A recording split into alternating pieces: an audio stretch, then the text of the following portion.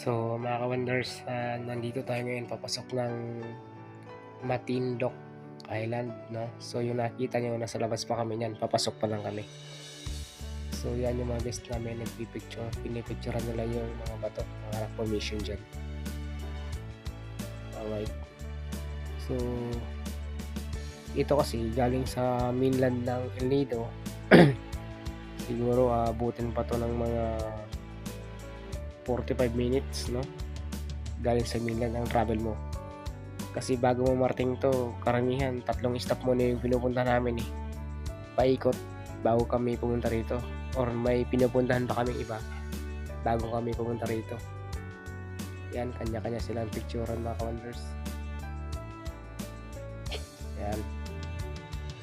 So halimbawa, pupunta kami ng Hidden Beach muna bago kami iikot dito. So karamihan nagsisingin stop dito na nagpapakain sa loob na to. So mga ka-wonders, ito na yung loob niya, no? Pag dito ko na sa naikot mo na, para siyang ilog na malaki. Ayan, mayroon lang nakikitang beach dyan. Yung beach na yan po ay pag-aari ni Paulo Duterte. So ganun kalapit ang mga Duterte mga ka-wonders, no? May property rin pala sila dito sa El Nido, yung beach na to. Ito yung tinatawag natin Star Beach, no? Dati open yan sa public, pero nung inoccupy niya, yun na, ito ang tunay na Star Beach. Yan, Star Beach. So nung inoccupy niya, binawal niya na yung mga outsider, mga guest na nila, kasi meron silang yate na rental din siya sa kanila, yung Yachting Club, El Nido Yachting Club, sa kanila yun. So pag nagpabook ka sa kanila, pwede kayo pumunta sa beach na yan. Pero dito sa kabilang side, marami rin naman beach dito na maganda, papakita ko sa inyo.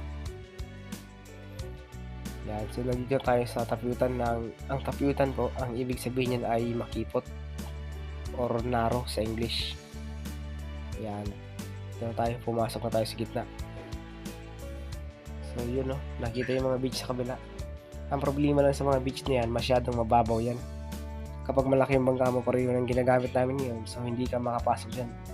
Ang kailangan dyan na bangka is maliit lang. Maganda yung beach niya, kaya lang mahirap nga pasukin pag malaki yung boat mo. Yan, so sobrang nag-enjoy yung mga passenger namin dito, kasi nga sobrang ganda sa loob na to. So sa mga gusto mo pa shoutout, mag-comment lang po mga wonders. Maraming salamat at hanggang dito na lang.